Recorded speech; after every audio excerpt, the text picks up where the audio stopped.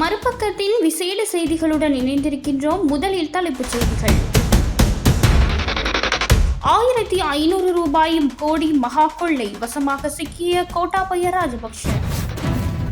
பாதாள உலகத்துக்குள் தொடர்பு, சிஐடி வலையில் முன்னாள் அமைச்சர்களின் மகன்கள். ராஜபக்ஷ செய்த அநியாயங்கள், நீதிமன்றில் கதறி சாபமிட்ட பெண். சுரேஷ் சலேவுக்கு உயிர் ஆபத்தா, கதறியலும் மனைவி. கடந்த கால கொலைகளை மூடி மறைத்த பழைய நண்பர்கள், தடுமாறும் அனுரா. அரசு வங்கியில் 1000 கோடி மெகா மோசடி, அம்பலமான அதிர்ச்சி தகவல். இலங்கையில் மக்களை நெருங்கும் இறப்பு, விடுக்கப்பட்டுள்ள அவசர. இனி விரிவான செய்திகள். வரலாற்று சிறப்புமிக்க அனுராதபுரம் ருவன்வெளிசாய மகாசாய விகாரையின் கோபுர உச்சியில் அமைந்துள்ள சூடாமணிக்கல்லில் பதிக்கப்பட்டிருந்த சுமார் 1500 கோடி ரூபாய் அதிகூடிய சந்தை மதிப்புடைய அரிய ரத்தின கற்கள் திட்டமிட்டு கொள்ளையடிக்கப்பட்டமை குறித்து குற்றப்புலனாய்வு திணைக்களத்தில் முறைப்பாடொன்று பதிவு செய்யப்பட்டுள்ளது. சிவ் ஹெல பொது பௌர அமைப்பின் மலியதேவ தேரர், இசுருமினியை சித்தார்த்த தேரர் மற்றும் முக்கிய சிவில் சமூக ஆர்வலரான துலான் சேனாதீர ஆகியோரால் இந்த புதிய முறைப்பாட்டு பத்திரம் சிஐடி தலைமையகத்தில் நேரில் கையளிக்கப்பட்டது. கடந்த 2020 ஆண்டு காலப்பகுதியில் ருவன்வெளிசாய மகாசாய விகாரையின் பல தசாப்த கால பழமை வாய்ந்த அசல் சூடாமணிகள் ரகசியமாக கலற்றப்பட்டு அதற்கு பதிலாக போலியான வேறொரு சூடாமணிகள் கோபுர உச்சியில் பொருத்தப்பட்டுள்ளது. இந்த சட்டவிரோத மாற்றத்தின் போது அசல் சூடாமணிகளில் பதிக்கப்பட்டிருந்த சுமார் 1500 கோடி ரூபாய் பெறுமதியான விலை மதிப்பற்ற அரிய ரத்தின கற்கள் அனைத்தும் முற்றாக திருடப்பட்டுள்ளன. முன்னாள் ஜனாதிபதி கோட்டாபய ராஜபக்ஷ ருவன்வெளிசாய விகாரையின் பொறுப்பதிகாரியாக பணியாற்றிய பள்ளிகம ஹேமரத்ன தேரர் மற்றும் நிதி மோசடி குற்றச்சாட்டுகளுக்கு உள்ளாகி விளங்கும் பிரபல தொழிலதிபர் விரஞ்சித் தாம்புகல ஆகியோருக்கும் எதிராகவே இந்த குற்றச்சாட்டு முன்வைக்கப்பட்டுள்ளது. இவர்கள் தங்களுக்குள் இருந்த நெருங்கிய அரசியல் மற்றும் ராஜதந்திர தொடர்புகளை பயன்படுத்தியே இந்த மகா கொள்ளையை அரங்கேற்றியுள்ளனர் என முறைப்பாட்டில் நேரடியாக குற்றம் சுமத்தப்பட்டுள்ளது. மகா சாயவின் அசல் சூடாமணிகள் அகற்றப்பட்ட ஒரு துரதிர்ஷ்டவசமான தருணத்திலேயே கோட்டாபய ராஜபக்ஷ ருவன்வெளிசாயவுக்கு முன்னாள் நாட்டின் ஜனாதிபதியாக பதவியேற்றிருந்தார் என்றும் புனித இடத்துக்கு இழைத்த இந்த துரோகத்தின் காரணமாகவே இன்று அவர்களுக்குரிய கர்ம வினை மிக சரியாக பழித்துள்ளது என்றும் அவர்கள் சாடினர். தற்போது நாட்டில் சட்டமும் ஒழுங்கும் முறையாக நிலைநாட்டப்படும் புதிய அரசு பதவியில் இருப்பதால் குற்றப்புலனாய்வு திணைக்களத்தின் தற்போதைய பணிப்பாளர் ஷானி அபேசேகரவிடம் இந்த விவகாரம் குறித்த முழுமையான மற்றும் பாரபட்சமற்ற விசாரணைகளை உடனடியாக ஆரம்பிக்குமாறு முறைப்பாட்டாளர்கள் அவசர கோரிக்கை விடுத்துள்ளனர். குற்றவாளிகளுக்கும் தகுந்த தண்டனையை பெற்றுக் கொடுக்குமாறும் சிவில் அமைப்புகளும் மகா சங்கத்தினரும் அரசை வலியுறுத்தினர். லஞ்சம், ஊழல் மற்றும் பல்வேறு முறைகேடுகளில் ஈடுபட்டதாக குற்றம் சாட்டப்பட்டுள்ள முன்னாள் அமைச்சர்களின் 10 மகன்கள் மீது விசாரணைகள் தொடங்கப்பட்டுள்ளதாக தெரிவிக்கப்படுகின்றது. லஞ்சம் அல்லது ஊழல் குற்றச்சாட்டுகளை விசாரிக்கும் ஆணையம் மற்றும் குற்றப்புலனாய்வு துறை உள்ளிட்ட பல விசாரணை அமைப்புகள் ஆகியவை இந்த அதிரடி நடவடிக்கையை முன்னெடுத்துள்ளன. மேலும் பாதாள உலகத்துடன் தொடர்பு கொண்டிருந்த அமைச்சர்களின் பல மகன்கள் குறித்தும் விசாரணைகள் நடத்தப்பட்டு வருவதாக மூத்த போலீஸ் அதிகாரி ஒருவர் தகவல் வழங்கியுள்ளதாக தென்னிலங்கை ஊடகம் ஒன்று செய்தி வெளியிட்டுள்ளது. இந்த நபர்கள் வெளிநாடுகளுக்கு தப்பிச் செல்வதை தடுக்க தேவையான நடவடிக்கைகள் எடுக்கப்பட்டுள்ளதாகவும் அந்த செய்தியில் குறிப்பிடப்பட்டுள்ளது. முன்னாள் அமைச்சர்கள் உட்பட அரசியல்வாதிகளின் 3 மகன்கள் பல்வேறு ஊழல் குற்றச்சாட்டுகள் மற்றும் பாதாள உலகத்துடனான தொடர்புகள் குறித்து ஏற்கனவே கைது செய்யப்பட்டுள்ளனர். லஞ்ச குற்றச்சாட்டின் பெயரில் முன்னாள் நீதி அமைச்சர் விஜயதாச ராஜபக்ஷவின் மகனான ரஹித ராஜபக்ஷ அண்மையில் கைது செய்யப்பட்டுள்ளார். முந்தைய அரசாங்கங்களின் போது பல அமைச்சர்களின் மகன்கள் தங்கள் தந்தையரின் அதிகாரத்தை பயன்படுத்தி பல்வேறு ஊழல்களையும் முறைகேடுகளையும் செய்துள்ளனர் என்று விசாரணையில் தெரியவந்துள்ளது. சில சம்பவங்களில் முன்னாள் அமைச்சர்களின் தந்தையர்கள் நேரடியாக உதவியுள்ளதாகவும் தகவல் வெளியாகியுள்ளதாக குற்றப்புலனாய்வு திணைக்கள வட்டாரங்கள் தெரிவித்துள்ளன. அதன்படி அந்த முன்னாள் அமைச்சர்களிடமிருந்தும் வாக்குமூலங்கள் பதிவு செய்யப்பட உள்ளன. இந்த நபர்கள் குறித்து மேலும் ஆதாரங்கள் சேகரிக்கப்பட்ட பின்னர் கைது நடவடிக்கைகள் மேற்கொள்ளப்படும் எனவும் தெரிவிக்கப்படுகின்றது. முன்னாள் அமைச்சர்களான தங்கள் தந்தையர்களின் அமைச்சர்களின் ஆதரவுடன் பல்வேறு பதவிகளை வகித்த போது சில அமைச்சர்களின் மகன்கள் பலவிதமான ஊழல்களையும் முறைகேடுகளையும் செய்துள்ளதாக கூறப்படுகின்றது. மேலும் பல்வேறு ஊழல் குற்றச்சாட்டுகளுக்கு உள்ளான முன்னாள் அமைச்சர்களின் உறவினர்கள் குழுவினர் மீதும் விசாரணைகள் தொடங்கப்பட்டுள்ளதாக லஞ்ச அல்லது ஊழல் குற்றச்சாட்டுகளை விசாரிக்கும் ஆணையம் தெரிவித்துள்ளது. முன்னாள் நீதிபதி விஜயதாச ராஜபக்ஷ தொடர்பில் அவரிடம் வழக்குக்காக சென்ற பெண் ஒருவர் பரபரப்பு தகவல்களை வெளியிட்டுள்ளார். ஜனாதிபதி சட்டத்தரணி விஜயதாச ராஜபக்ஷ நீதி அமைச்சராக பதவியேற்ற பின்னர் குற்றவியல் வழக்குகளுக்கு முன்னிலையானதாக குறித்த பெண் தெரிவித்துள்ளார். முன்னர் அவர் குற்றவியல் வழக்குகளை கையாண்டதாக கேள்விப்பட்டதே இல்லை என்றும் அவர் குற்றவியல் பக்கம் செல்வதில்லை என்றும் தெரிவிக்கப்பட்டுள்ளது.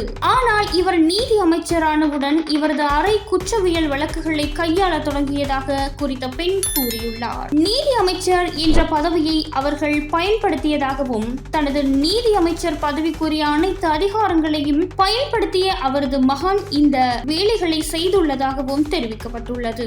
ரஹித முன்னிலையானது இந்த ஒரு வழக்குக்காக மட்டுமல்ல என்றும் இன்னும் வெளியில் வரவேண்டிய வழக்குகளின் வரிசை பெரிதாக உள்ளதாகவும் குறித்த பெண் தெரிவித்துள்ளார். இவர்களை சிறைக்கு அனுப்புவது மட்டுமல்லாது இவர்களது கை கால்கள் உடைந்து இடி விழுந்து சாக வேண்டும் என்றும் அந்த பெண் சாபமிட்டுள்ளார். தனது வழக்கொன்று பல வருடங்களாக இழுத்தடிக்கப்பட்டதாகவும் ஒரு வழக்கு தவணைக்கு 7 லட்சம் ரூபாய் வீதம் பணம் வாங்கியதாகவும் குறித்த பெண் தெரிவித்துள்ளார். முன்னாள் புலனாய்வு அதிகாரி சுரேஷ் சலேவின் உடல் நிலை மோசமாக உள்ளதாக அவரின் மனைவி மனோரி சலே தெரிவித்துள்ளார். தேசிய புலனாய்வு பிரிவின் முன்னாள் பிரதானி சுரேஷ் சலேவுக்கு மாரடைப்பு ஏற்பட்டதை தொடர்ந்து அவர் கொழும்பு தேசிய வைத்தியசாலையின் இதய நோய் பிரிவில் அனுமதிக்கப்பட்டுள்ளார். இந்த நிலையில் அவரின் மனைவி மனோரி சலே சுரேஷ் சலேவை வைத்தியசாலையில் சென்று பார்வையிட்டுள்ளார். சுரேஷ் சலேவுக்கு இருதய நோய் வரக்கூடிய அதிக சாத்தியம் காணப்படுவதாக வைத்தியர்கள் தன்னிடம் கூறியதாகவும் அவர் தெரிவித்துள்ளார். அவர் தொடர்ந்து உணவு தவிர்த்து வருவதால் இவ்வாறான பிரச்சனைகள் வருகின்றன.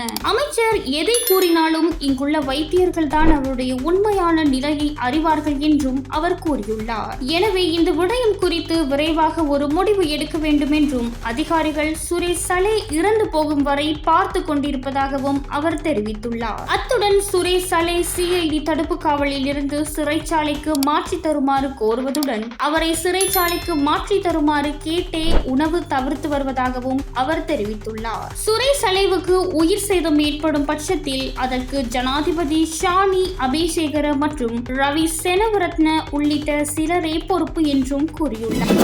பிரபல ரகர் விளையாட்டு வீரர் வசீம் தாஜுதீனின் கொடூர படுகொலை சம்பவத்துடன் தொடர்புடைய பிரதான சாட்சியங்களையும் உளவுத்துறை தகவல்களையும் திட்டமிட்ட முறையில் மூடி மறைத்த முக்கிய புள்ளிகள் சிலர் தற்போதைய அரசில் உயர் ஆலோசகர்களாக அமர்த்தப்பட்டுள்ளதாக பாராளுமன்ற உறுப்பினர் முஜிபுர் ரஹ்மான் தெரிவித்துள்ளார். அன்று ராஜபக்சர்களின் நிழல் ஆட்சியில் அங்கம் வகித்து இந்த கொலை வழக்குகளை முடக்கிய பழைய நண்பர்களை தங்களுக்கு அருகில் ஆலோசகர்களாக வைத்துக் கொண்டு இந்த அரசால் எவ்வாறு உண்மையான கொலையாளிகளை கண்டுபிடிக்க முடியும் என்றும் அவர் கேள்வி எழுப்பியுள்ளார். ஆனால் இந்த வழக்குகளை தொடர்வதற்கு எதிர்க்கட்சியினரை முட்டுக்கட்டையாக இருக்கின்றனர் என்று ஜனாதிபதி சபையில் குற்றம் சாட்டுகின்றார். அவ்வாறு இந்த கொலை விசாரணைகளை தடுப்பவர்கள் யார் என்பதை ஜனாதிபதி நாட்டுக்கு வெளிப்படையாக கூற வேண்டும் என்றும் அவர் வலியுறுத்தியுள்ளார். தாஜுதீன் கொலையில் அன்று ராஜபக்சவினருடன் மிக நெருக்கமான கொடுக்கல் வாங்கல்களை மேற்கொண்டு வழக்கை திசை திருப்பியவர்கள்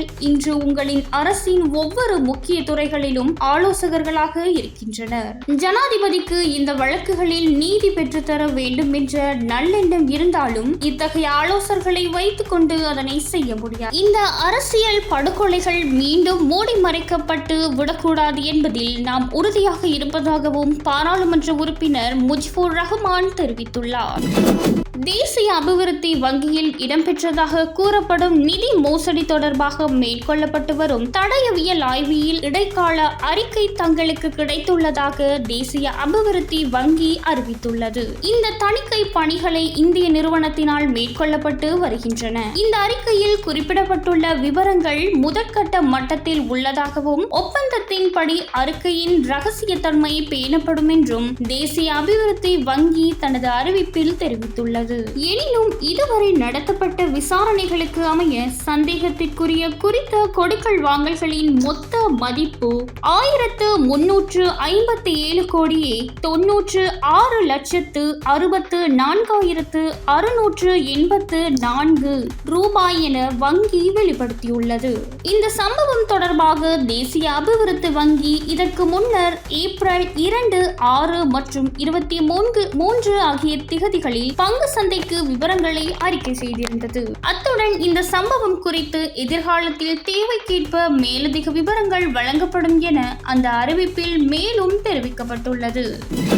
நாட்டில் டெங்கு நோயாளர்களின் எண்ணிக்கை 50,000 தாண்டியுள்ளதாகவும் பொதுமக்கள் சற்று அவதானமாக இருக்குமாறும் தேசிய டெங்கு ஒழிப்பு பிரிவின் சமூக வைத்தியர் பிரசிலா சமரவீரா தெரிவித்துள்ளார். இதற்கமைய டெங்கு நோயால் பாதிக்கப்பட்டவர்களின் எண்ணிக்கை 50,459 தாண்டியுள்ளதாகவும் உயிரிழந்தோரின் எண்ணிக்கை 30 பதிவாகியுள்ளதாக சுட்டிக்காட்டப்பட்டுள்ளது. தற்போது பதிவான எண்ணிக்கையில் எதிர்காலத்தில் அதிகரிப்பு ஏற்படும் வாய்ப்பு இருப்பதாக வைத்தியர்கள் அச்சம் வெளியிட்டுள்ளனர். இதன் காரணமாக தமது சுற்றுப்புற சூழலை முடிந்தளவு சுத்தமாக வைத்துக் கொள்வது தொடர்பில் பொதுமக்களுக்கு அறிவுறுத்தல் வழங்கப்பட்டுள்ளன.